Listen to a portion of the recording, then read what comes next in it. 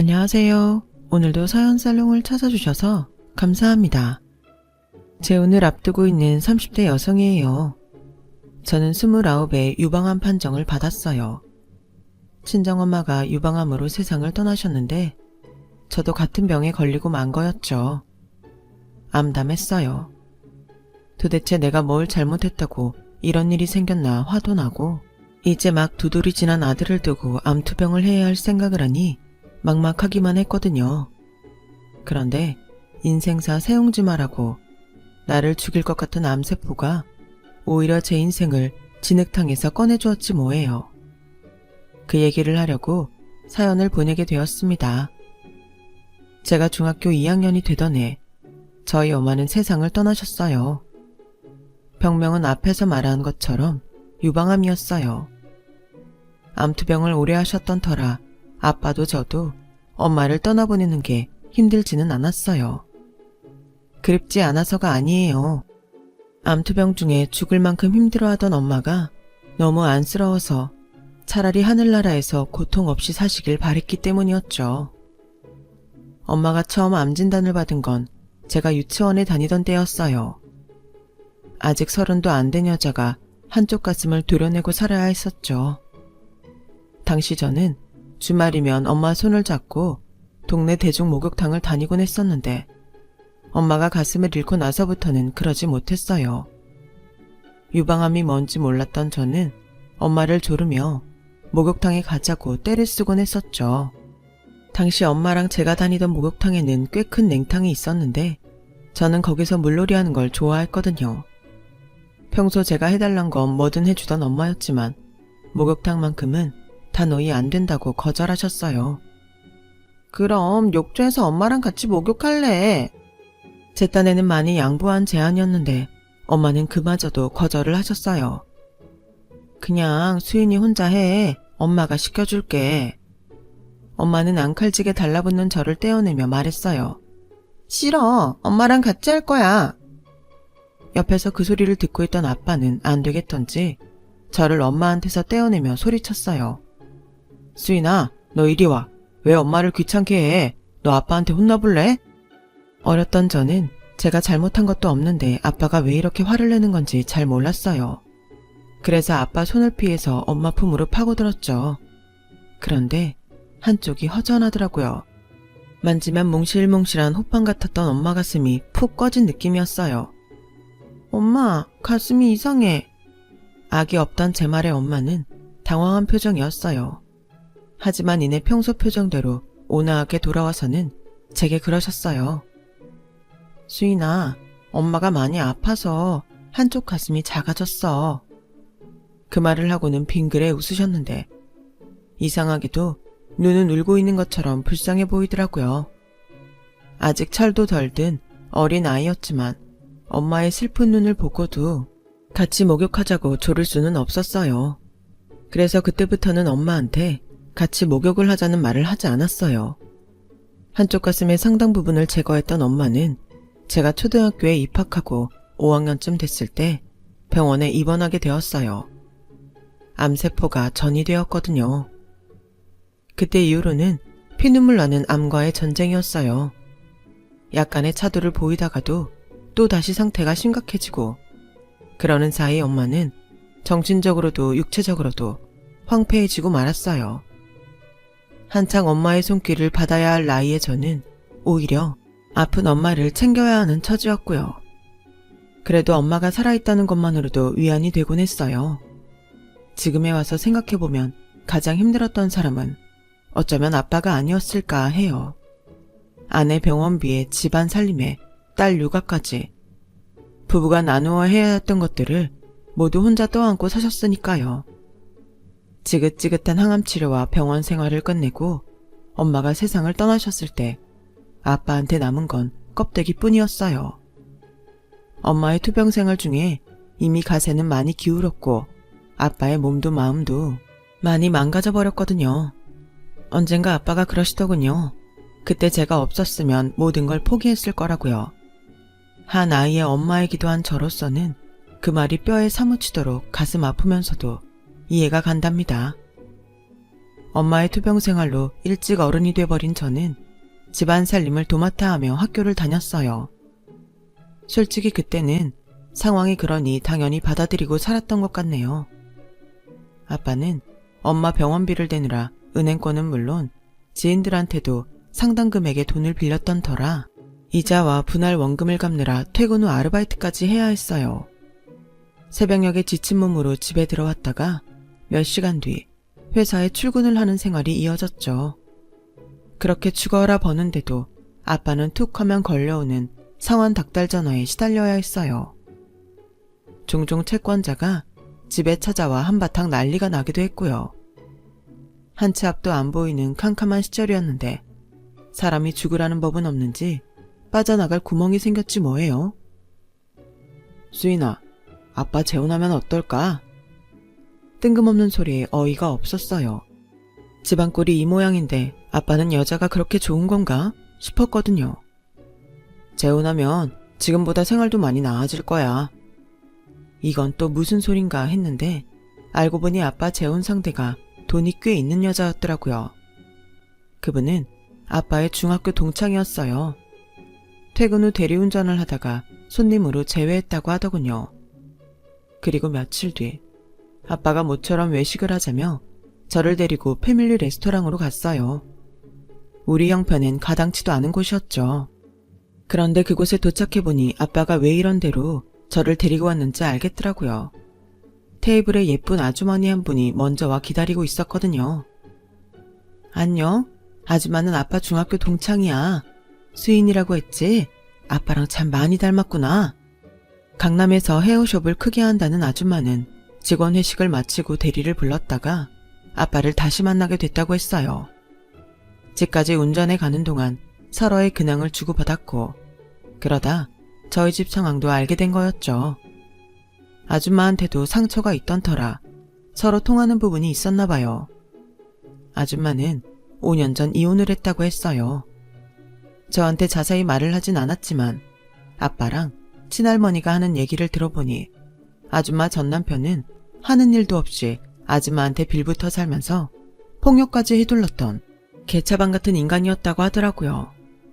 툭하면 헤어숍의 여직원을 건드리고 아내가 번 돈을 흥청망청 쓰며 사는 기둥서방이었던 거죠.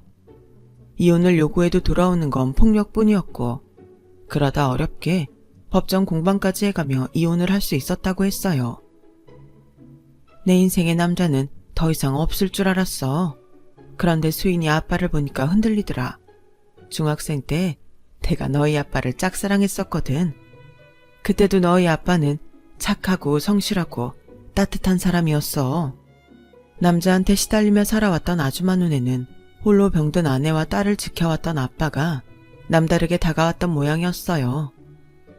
수인아, 아줌마가 네 엄마 자리를 뺏으려는 건 아니야. 그저 너랑 아빠랑 한 가족이 되고 싶을 뿐이야. 원치 않으면 날 엄마라고 부르지 않아도 돼. 아줌마는 한창 예민한 사춘기 여자아이 앞에서 전전긍긍하며 말을 이어갔어요. 제가 상처 입지 않을까 걱정하는 모습에 오히려 제가 더 미안할 정도였죠. 저 신경 쓰지 말고 두 분 결혼하세요. 저는 괜찮아요. 대신 아직은 엄마라고는 못 부르겠어요. 기어들어가는 소리로 말했더니 아줌마가 제 손을 덥석 잡으시곤 괜찮아. 그리고 고마워. 아줌마가 열심히 노력할게. 그날 만남을 계기로 얼마 뒤 두 분은 살림을 합치셨어요. 아빠랑 제가 아주머니 집으로 들어가 살게 된 거죠. 한강이 내려다 보이는 강변의 60평대 아파트였어요. TV에서 보던 연예인 집 같더라고요. 가구도 하나같이 고급스럽고 방도 5개나 되더라고요. 겨울에 외풍도 심하고 결로 때문에 베란다에 검은 곰팡이가 잔뜩 피어있던 저희 집과는 천지 차이였어요. 무엇보다 아줌마가 아빠 빚 정리를 다 해주셔서 더는 채권자한테 시달릴 일이 없었죠. 아빠도 더는 아르바이트를 하지 않아도 되었고요. 제가 다니던 학교는 이사간 집에서 꽤 멀었어요. 노선도 이어지지 않아서 버스를 2번 갈아타야 했죠. 그런데 아줌마가 전학을 반대하더라고요. 몇 개월 지나면 졸업인데 지금 전학을 가면 친구 사귀기도 힘들고 겉돌게 될 것 아냐? 그러니까 힘들더라도 지금 다니는 학교에 다니는 게 좋을 것 같은데 수인이는 어떻게 생각하니? 네, 그렇게 할게요. 사실 저도 전학 가는 게 싫었거든요. 결국 저는 중학교를 졸업할 때까지는 전학을 않기로 했고 그런저를 아줌마가 아침마다 학교에 데려다 주셨어요. 등굣길 차 안에서 아줌마는 제게 많은 이야기를 들려주셨어요. 저랑 조금이라도 가까워지려고 노력하는 게 보였지만 아직은 돌아가신 엄마 생각에 쉽게 아줌마를 받아들이지는 못하겠더라고요. 그래도 밀어내지는 않았어요. 말없이 아줌마 말을 들어주는 정도였으니까요. 하루아침에 신분 상승이라도 한 것처럼 생활이 완전히 변해버린 저에게 더 놀라운 일이 하나 있었어요. 학원이요? 저보고 학원을 다니라고요? 좀 있으면 고등학교에 진학할 텐데 선행학습도 해야 하지 않겠어? 대학 입시도 금방인데. 어려운 형편 탓에 학원은 꿈도 못 꿨던 저는 학원에 다니라는 아줌마 말에 싫다기보다는 가슴이 설렜어요. 공부가 좋아서 그랬던 건 아니고 저도 이제 관리를 받는 아이라는 생각 때문이었죠. 그래서 아줌마를 실망시키지 않으려고 정말 열심히 공부했어요. 덕분에 성적도 많이 오르게 되었고요. 형편 탓에 일찌감치 대학 진학은 포기하고 있었는데 저도 모르게 슬슬 욕심이 나기 시작했어요. 공부에 재미가 붙기도 했고 수능 성적만 잘 나오면 아줌마가 대학도 보내주실 거라는 막연한 기대 때문에 그랬던 것 같아요. 저는 아줌마한테 마음을 주지 않으면서도 받을 것만 생각하다니 참 못됐죠. 그런데도 아줌마는 서운한 기색 한 번 없이 저한테 많은 걸 베풀어 주셨어요. 3년 뒤 저는 서울에 소재한 대학에 합격해서 대학 생활을 하게 됐어요. 불과 몇 년 전까지만 해도 꿈도 못 꿀 생활이었죠. 졸업을 앞두고는 아줌마 도움으로 미국으로 어학연수도 다녀왔고 나름 괜찮은 스펙으로 취업에도 성공할 수 있었죠. 그렇게 꽃길만 걷게 될 줄 알았는데 입사한 지 얼마 안 돼서 아빠가 교통사고로 세상을 떠나게 되신 거예요. 하루아침에 아빠를 잃었다는 슬픔이 채 가시기 전에 저는 당장 앞으로의 생활이 막막해졌어요. 아빠 장례식 때 알게 된 일인데 아빠랑 아줌마는 혼인신고를 하지 않았더라고요. 저를 생각해서 그랬던 건지 아니면 다른 이유가 있어서 그랬던 건지는 모르겠지만요. 그렇다면 저는 더 이상 아줌마 집에서 살 이유가 없어진 거잖아요. 물론 아줌마는 저보고 나가라고 하지는 않았지만 저 스스로 눈치가 보여서 더는 그 집에 있기 힘들었어요. 그렇다고 수중에 돈이 있는 것도 아니라서 대출을 받아야 하나? 이런저런 고민이 앞섰죠. 일단 원룸 월세 보증금이라도 마련해야겠다는 생각에 은행에서 대출을 받았고 대학 선배한테도 돈을 좀 빌렸어요. 그리곤 회사 근처에 원룸을 얻었어요. 아줌마 집에서 제가 쓰던 방 정도 크기의 집이었어요. 침대며 화장대, 옷장과 서랍장까지 모두 아줌마 돈으로 산 것들이라 가지고 간 건 옷가지와 책, 그 밖에 소소한 물건들 뿐이었죠. 아빠 사직 구제도 되기 전에 제가 집을 나가겠다고 하자 아줌마는 당황한 눈치였지만 이미 살 집까지 구했다는 말에 그러라고 하더군요. 그리고는 통장을 꺼내와 제게 내밀었어요. 아빠 월급 통장이야. 퇴직금도 여기로 들어온다고 했어.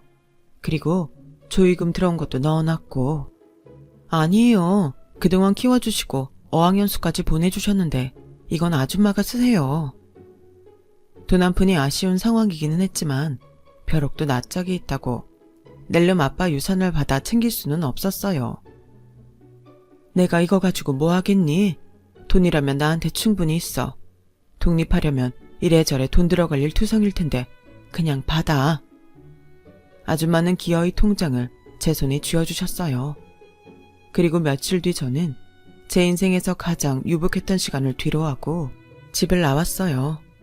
어릴 때부터 투병 중인 엄마랑 떨어져서 혼자 집에서 보낸 시간이 많았던 저에겐 혼자 사는 일쯤은 별것도 아니었어요. 하지만 회사에서 업무를 볼 때는 일에 치여 몰랐는데 혼자 집에 들어와 밥을 먹다 보면 문득 제가 혼자라는 사실이 실감이 나곤 하더라고요. 앞으로는 쭉 이렇게 혼자 살아야 할 거라는 생각이 들면 속이 허전하고 가슴이 텅 빈 것 같기도 했어요. 그러던 차에 회사에서 평소 제게 관심을 보이던 대리님과 연애를 시작하게 된 거예요.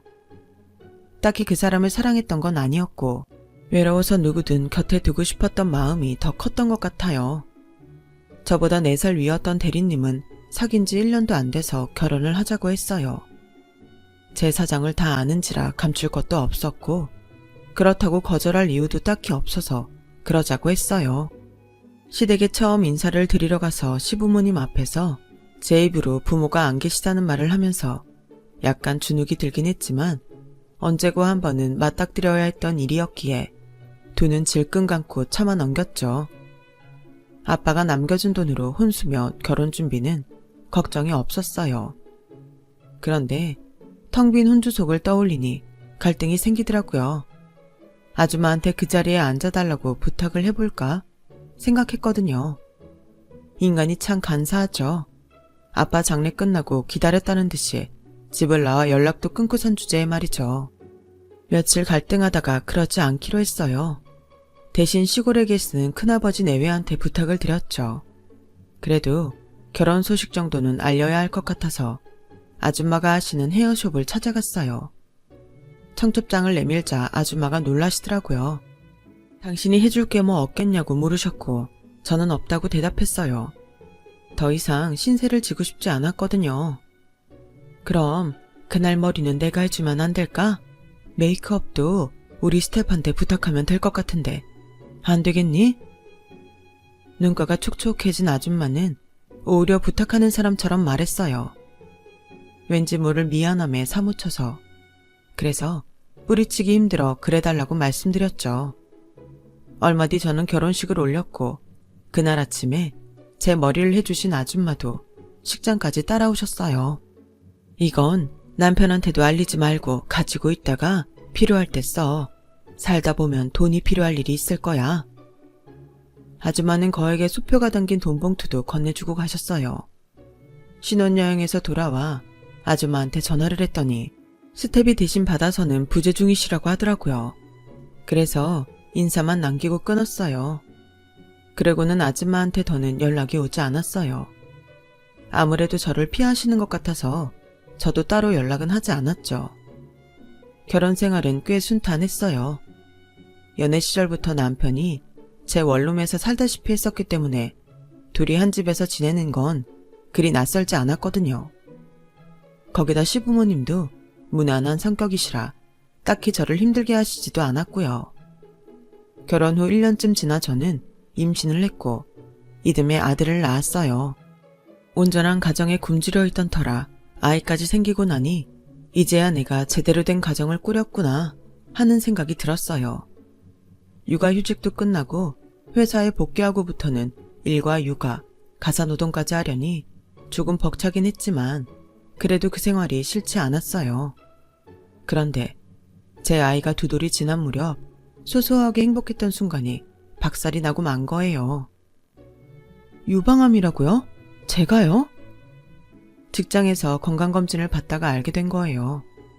치료만 하면 괜찮다는 의사의 말은 하나도 위로가 되지 않았어요. 유방암으로 세상을 떠난 엄마가 떠올라 당장 나도 죽을 거라는 공포에 휩싸였거든요. 우리 준이는 어쩌지? 제일 먼저 든 생각은 그거였어요.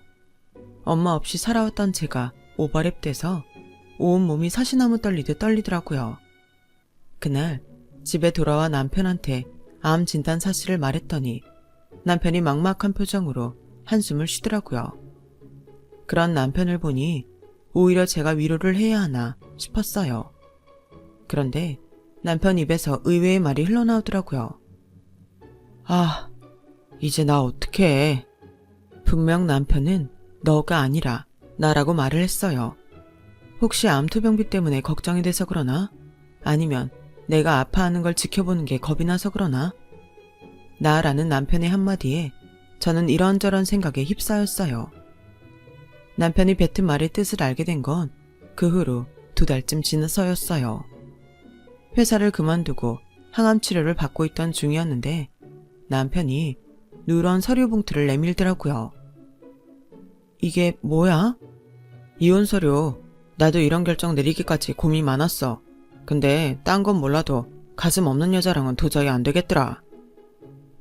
뭐? 고작 그런 이유로 이혼을 하자고? 수술이라고는 해도 다 드러내는 것도 아니고 부분만 떼어내는 거야. 선생님 말로는 사이즈에 큰 변화도 없을 거라고 했다고. 아니, 그걸 떠나서 가슴 조금 도려낸다고 이혼을 해야겠다는 발상 자체가 난 이해가 안 가. 당신, 내 가슴 보고 결혼한 거 아니잖아. 그러자 남편이 뚱한 표정으로 그러는 거예요. 그것도 중요한 이유긴 해. 알잖아. 나 가슴 만지는 거 좋아하는 거. 아무리 조금 떼어낸다고는 해도 수술까지 한 가슴을 어떻게 주무르냐? 만질 때마다 꺼림칙할 것 같단 말이야. 그리고 돌아가신 자기 어머님도 유방암이었다며. 당신도 결국 암 재발해서 죽게 되면 그때 난 어떡해? 이혼남이면 몰라도 사별 남은 여자들이 부담스러워한단 말이야. 그러니까 그냥 여기서 끝내자. 수술 받고 항암 치료까지 하려면 당신이 애 키울 여력도 안 될 테니까 준이는 내가 키울게. 위로금 차원에서 위자료도 줄 테니까 우리 이혼해. 암에 걸린 아내를 위로해주지는 못할 망정 재혼이 어려워질까봐 미리 이혼을 하자는 남편 놈 말에 기가 막혔어요. 이런 놈을 믿고 결혼까지 감행한 제가 너무 병신같이 느껴졌어요. 안 돼. 이혼은 해도 애는 못 줘. 이혼 서류에 내 두 장 받고 싶으면 당신이 준이 포기해. 결국 시부모님까지 저희 집에 찾아와 몇 날 며칠을 싸운 끝에 결론을 내릴 수 있었어요. 아이는 제가 키우되 양육비는 못 주겠다고요. 대신 위자료로 5천만 원을 주겠다더군요. 더럽고 치사해서 그러자고 했어요. 그렇게 아이를 데리고 집을 나온 저는 위자료와 이혼할 때 아줌마한테 받았던 돈을 합해 작은 전셋집을 구했어요. 항암 치료로 제 몸도 약해진 마당에 혼자 아이까지 키우려니 너무 힘들더라고요. 거기다 수중에 있던 돈이 점점 바닥을 드러내자 걱정을 넘어서 공포심까지 느껴지더라고요. 몸도 마음도 약해지고 나니 약삭빠르게도 아줌마한테 기대볼까 하는 생각이 들었어요. 아줌마라면 이대로 나와 내 아이를 내치지 않을 것 같았거든요. 하지만 일말의 양심이 그런 저를 말렸어요. 조금만 더 버텨보자 마음속으로 다짐하며 하루하루를 버텨나갔죠. 그러다 절제수술 날이 잡히고는 더는 안 되겠더라고요. 수술을 하면 다만 며칠간이라도 아이를 봐줄 사람이 필요한데 주변에 도움을 청할 사람이 없었거든요. 그래서 고민 끝에 아줌마를 찾아갔어요. 손님들로 가득 찬 아줌마의 헤어숍은 제 인생과 달리 생기가 돌았어요. 그곳에 있는 아줌마한테도요. 아줌마는 제 팔에 안긴 제 아이를 보자 어쩔 줄 몰라 했어요. 수줍게 한번 안아봐도 되겠냐고 하시길래 품에 안겨드렸죠. 몽실몽실한 아이볼을 손가락으로 쓰다듬던 아줌마는 눈물을 글썽이며 한참을 말없이 아이만 바라보셨어요. 예쁘다. 수인이 닮아서 참 예뻐. 너희 아빠가 살아계셨으면 얼마나 좋아하셨겠니? 눈에 넣어도 아프지 않을 손주를 안고 덩실덩실 춤이라도 추셨을걸? 생각지 못한 아빠 얘기에 순간 울컥했어요. 그리고는 그대로 무너져 내렸죠. 아줌마, 저 좀 도와주세요. 저 유방암이래요. 가슴 없는 여자랑 못 산다고 남편한테 이혼까지 당했고 수술을 앞두고 당장 제 아이를 보살펴줄 사람도 없어요. 가진 돈은 바닥이 났고 이제 어떻게 살아야 할지도 모르겠고 이러다 나도 엄마처럼 죽어버리면 우리 준이는 어떻게 해야 할지 너무 막막해요. 차라리 준이랑 같이 죽어버릴까 하는 생각도 들어요. 폭풍처럼 쏟아낸 제 푸념에 아줌마의 큰 눈에 힘이 들어갔어요. 그리고는 나긋나긋하던 표정은 사라지고 눈에 잔뜩 힘을 준 채 소리치셨어요. 정신 나간 소리 그만해. 네가 그러고도 엄마야. 그깟 일로 죽을 것 같으면 이 세상에 살아있는 사람 하나 없게. 나 같은 사람도 멀쩡히 하루 세끼 꼬박꼬박 챙겨 먹어가며 살고 있어. 그런데 고작 병 때문에 자식까지 데리고 뭘 어쩌겠다고? 그걸 지금 말이라고 해? 잘 들어. 네 목숨 이제 그냥 네 거 아니야. 네 아들이 네 손을 움켜쥐고 있는 이상 네 목숨은 네 아들 거라고. 그러니까 헛소리 집어치우고 당장 집으로 들어와. 치료도 제대로 받고 완치해서 네 손으로 네 아들 대학도 보내고 장가도 보내고 너 버린 개새끼한테 복수도 하란 말이야. 알았어? 아줌마, 죄송해요. 전 아줌마한테 받기만 하고 아무것도 해드린 게 없는데. 그런데도 이럴 때 생각나는 사람이 아줌마밖에 없어서 죄송해요. 그거면 돼. 그러니까 울지 마. 네가 우니까 네 아들도 울잖니. 아줌마는 네가 나를 찾아와줘서 정말 고맙다. 나한테 기대줘서 정말 고마워. 아줌마는 울먹이는 제 등을 손으로 쓸며 달래주셨어요. 그리고는 아줌마 밑에서 일하는 실장을 호출해 제가 살고 있던 집 정리를 맡기셨어요. 그리곤 저와 제 아들을 데리고 당신 집으로 향하셨죠. 제가 쓰던 방은 가구 하나 버리지 않고 그대로 있었어요. 언제고 친정이 필요할 때 제가 돌아와 쓰게 될 거라고 그대로 남겨두셨다고 하더라고요. 암치료를 하는 동안 제 아이를 돌봐줄 보모도 구해주셔서 저는 걱정 없이 수술대에 오를 수 있었어요. 그렇게 5년이 지나 저는 완쾌 판정을 받았고 제 아이는 초등학교 입학을 앞두게 되었어요. 그 사이 제 인생에는 많은 변화가 있었어요. 저는 아줌마를 엄마라고 부르게 됐고 제 아들을 아줌마를 할머니라고 부르고 있죠. 그리고 또 하나, 아줌마 밑에서 일하던 실장님과 재혼을 앞두고 있어요. 그 사람도 결혼에 실패를 하고 혼자 살던 돌싱이었거든요. 처음엔 일적으로 저랑 제 아들 곁에서 돌봐주다가 정이 들어서 정식으로 사귀게 되었어요.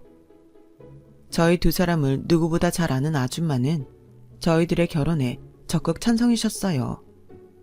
저희가 식을 올리면 저희 부부한테 헤어숍을 물려주시고 은퇴해서 세계 여행이나 하면서 제2의 인생을 사시겠다나요? 수인아, 너 결혼식 올리기 전에 남편한테 복수는 해야 하지 않겠니? 그래서 말인데 여기로 네 전남편 좀 불러라. 엄마가 제대로 복수해 줄 테니까.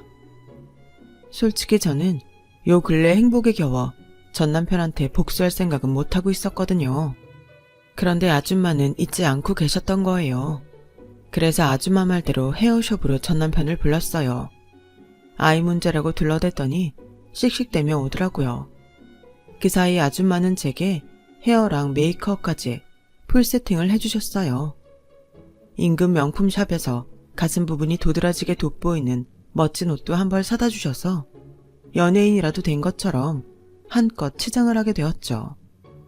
전 남편은 숍에 들어서자마자 제 이름을 부르며 성질을 냈어요. 그러다 멋지게 꾸민 저를 보고는 말문이 막혔는지 눈만 꿈뻑대더군요. 그러는 와중에도 풍성한 제 가슴을 보고는 마른 침을 꿀꺽 삼키더군요. 당신 가슴이 다 나은 거야? 아니, 전보다 더 커진 것도 같고 얼굴도 많이 예뻐졌네. 얼마 전에 완치 판정 받았어. 희죽거리며 저한테서 눈을 못 떼는 남편을 보니 정말 역겹더라고요. 그 사이 남편은 전보다 배도 나왔고 탈모가 진행되는지 이마도 많이 휑했어요. 일단 저는 아줌마 사무실로 남편을 데리고 왔어요. 근데 여기는 어디길래 이런 데서 보자 그랬어? 우리 엄마 숍이야. 건물도 엄마 소유고 얼마 뒤면 나한테 물려주신다고 했지만. 그 말에 남편은 눈이 휘둥그레졌어요. 강남 한복판에 이 정도 규모의 건물 가격이면 대충 계산해도 100억대는 된다는 걸 알았을 테니까요. 거기다 손님으로 가득 찬 헤어숍이라니 황금을 낳는 거위나 다름없다고 판단했겠죠. 무엇보다 풍만한 가슴을 앞세워 전보다 훨씬 매력적으로 변한 전부인을 보니 군침이 돌았겠죠. 저기 여보, 아직 혼자야? 그건 왜? 실은 오면서 생각해봤는데 준이도 그렇고 우리가 다시 재결합하는 게 어떨까 싶네. 애를 생각해서라도 아빠가 있어야 하잖아. 음흉한 속내를 드러내는 남편놈한테 당장이라도 주먹을 한 방 먹이고 싶었지만 내 손 더럽히는 것도 아까워서 참았어요. 안 그래도 그 문제로 오라고 했어. 이제 초등학교 입학도 얼마 안 남았는데 우리 준이한테 아빠가 필요할 것 같아서 말이야. 그러자 남편은 기대하는 눈빛으로 저를 바라봤어요. 자기야, 들어와. 제 부름에 밖에서 기다리고 있던 실장님이 들어왔어요. 훤칠한 키에 윤기가 흐르는 풍성한 머리카락, 연예인 뺨치는 얼굴까지 순식간에 남편을 오징어로 만들어버렸죠. 나 재혼해. 그동안 나랑 준이 곁에서 물심양면 도와준 사람이야. 준이가 이 일을 어찌나 좋아하는지 그래서 더 결혼을 서두르게 됐지 뭐야. 이제 준이 성도 바꿔야 해서 그 얘기하려고 불렀어. 아, 그리고 재결합하자는 제안 말인데 난 거절할래. 내 옆에 있는 우리 자기 보면 알잖아. 그쪽이랑은 상대도 안 된다는 거. 어디 감히 비교가 돼야 비교도 하는 거지. 주제 파악 끝났으면 그만 가봐. 아, 온 김에 이거 받아갈래? 내 청첩장인데 호텔에서 하니까 식사는 잘 나올 거야. 와서 밥이나 먹고 가. 불룩 나온 그 배를 보니 스테이크 몇 접시는 먹고 가겠네. 그럼 잘 가. 제 말에 남편은 얼굴이 붉어져서는 어깨가 푹 꺼지더군요. 자기도 안 거죠. 현실적으로 내가 자기를 택할 일은 없다는 것과 누가 더 우위를 점하고 있는지를요. 이혼 6년 만에 복수도 하고 진창에서 나와 꽃길을 걷고 있는 저는 앞으로 펼쳐질 새 인생에 부풀어 있습니다. 힘든 시절마다 제 손을 잡아준 아줌마, 아니 내 두 번째 엄마한테도 평생 효도하며 살 생각이에요. 지금까지 제 사연을 들어주셔서 감사합니다. 항상 건강 조심하시고 즐거운 하루하루 되세요. 여러분, 사연 댓글에 응원과 현명한 조언 부탁드려요. 좋아요와 구독은 저에게 큰 힘이 됩니다. 오늘도 좋은 일 가득하세요.